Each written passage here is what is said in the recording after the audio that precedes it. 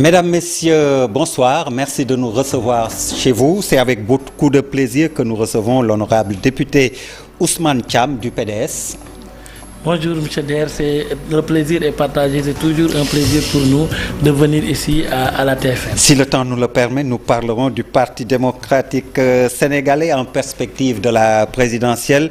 Mais vous êtes là en tant que président du réseau des parlementaires pour l'inclusion des personnes handicapées. Vous êtes également député du Parlement africain. Alors, vous avez en perspective une haute autorité chargée de l'inclusion du handicap. Pourquoi ? Oui, vous savez, la loi d'orientation sociale a été faite quand même par le président Wade. Mais le président Macky Sall aussi a le mérite de l'application de la loi d'orientation sociale. Mais nous lui demandons d'aller jusqu'au bout de sa logique, c'est-à-dire la mise en place de la haute autorité chargée des personnes handicapées. Ça, c'est l'article 48 de la loi d'orientation sociale. Et ça permettra à l'État d'avoir un interlocuteur. Ça permettra aussi aux personnes handicapées, parce que l'handicapé est transversal. Il y a des handicapés visuels et autres, d'autres qui ont des difficultés de mobilité. Ça permettra à l'État aussi d'avoir un interlocuteur, mais ça permettra aussi à l'État de vraiment préconiser les recettes, de préconiser toutes les ressources pour que tout ça soit géré par une seule entité. Et je pense que le président de la République doit aller vers ça, parce que c'est une autorité qui sera logée au niveau de la présidence de la République et nous lui demandons, avant de remettre le pouvoir, vraiment d'aller vraiment vers la mise en place de la haute autorité. Mais justement, il y a un projet de décret qui est dans le circuit administratif, selon nos informations, au secrétariat général du gouvernement, mais toujours pas signé.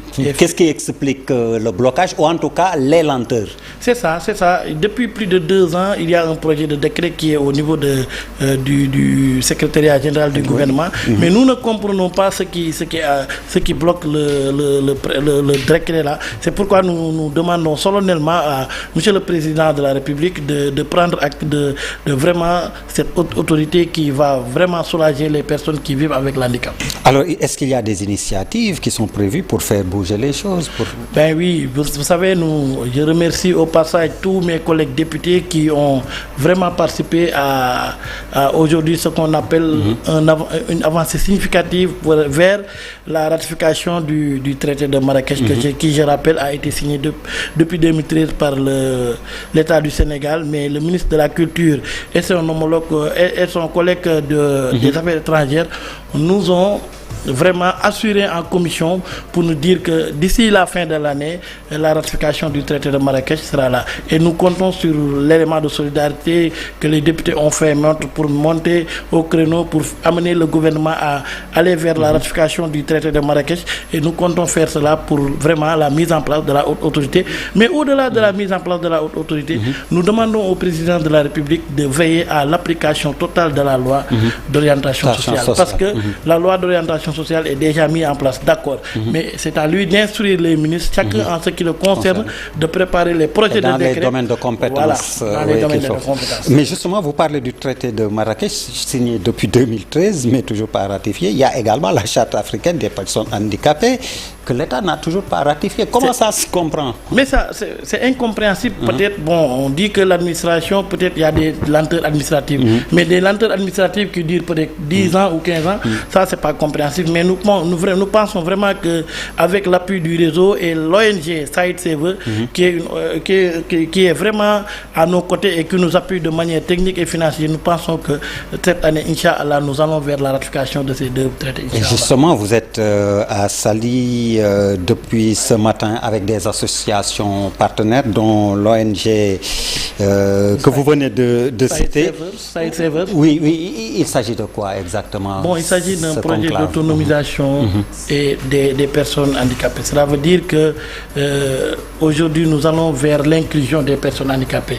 Il y a un projet que Saïd Sever est en train de mettre en œuvre qui va durer 2 ans. C'est un projet pilote et nous espérons à l'issue de ces 2 ans l'élargissement au niveau du territoire national, mais c'est justement uniquement pour vraiment l'autonomisation sociale des personnes handicapées. Justement, cela nous permet de parler des conditions de vie des personnes handicapées.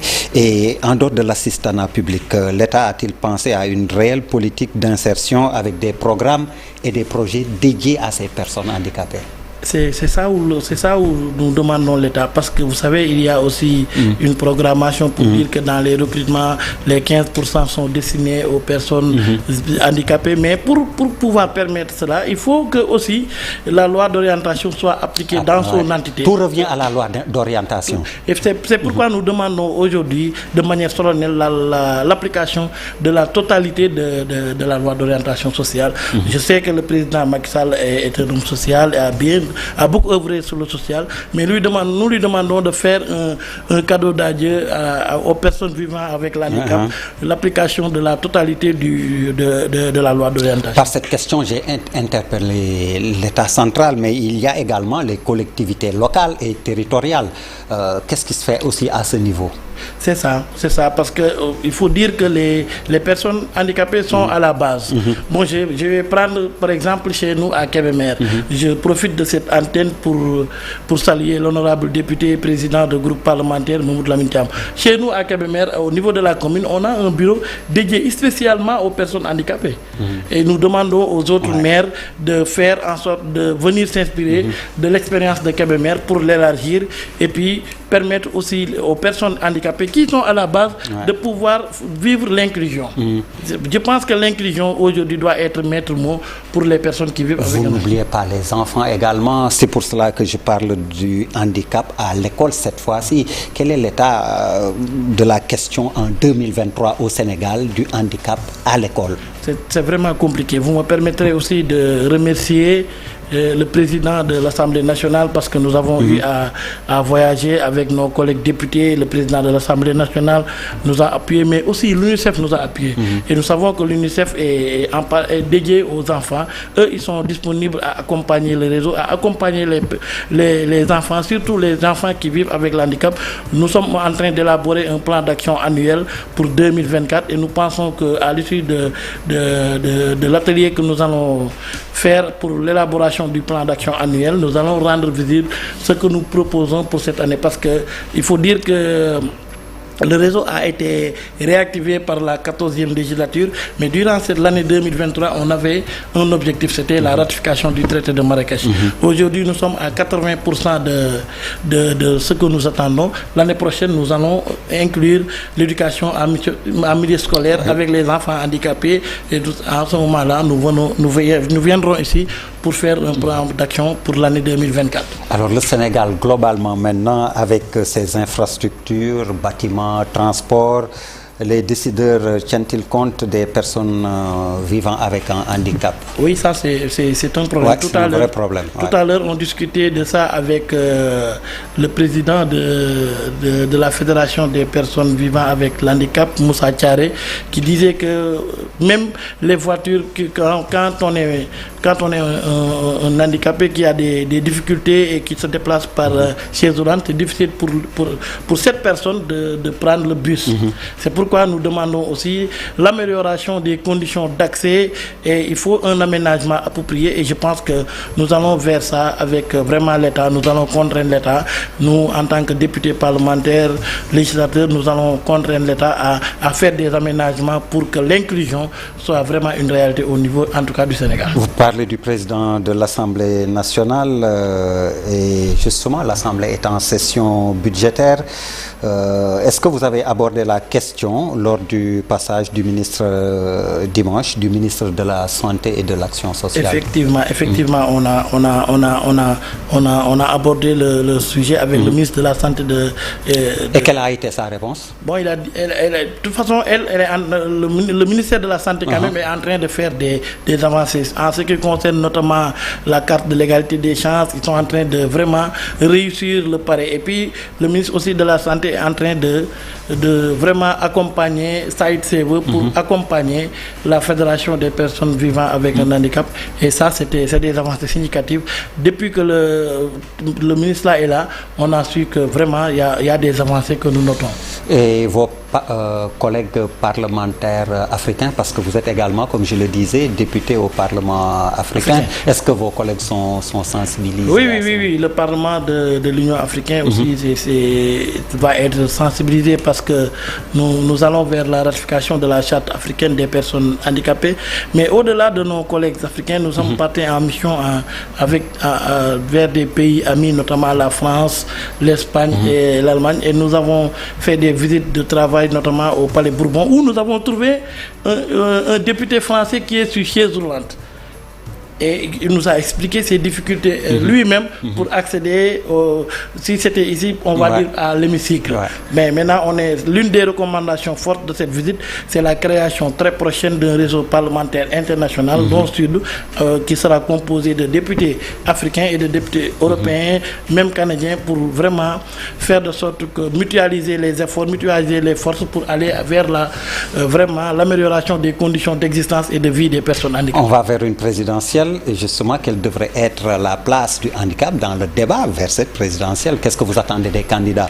Et après, on va parler de votre candidat. Oui, il y a souvent l'honorable député Sanu Dione qui fait un clin d'œil à la fédération pour dire que oui, si Khalifa Sall passe président, Moussa Thiaré sera le premier avec le nommé ministre. Je dis souvent à Moussa Thiaré que je n'ai rien contre toi, Moussa, sauf que Khalifa Sall ne sera même pas quatrième à la présidentielle. Non, nous demandons aux candidats présidentiels de venir exposer leur candidat et de dire concrètement qu'est-ce qu'ils envisagent de faire pour les personnes handicapées quand ils seront présidents de la République. Parce que aussi c'est une frange non négligeable de la population sénégalaise. Alors vous dites Khalifa Sall même pas quatrième, et quelle place pour votre candidat déclaré en tout cas à la candidature? Non mais Karim Wade. Le PDS c'est un grand parti. Le PDS, ce que le PDS a résisté, aucun autre parti ne l'aurait résisté. Parce que après la perte du pouvoir, les forces étaient dispersées, les responsables étaient partis et on est debout.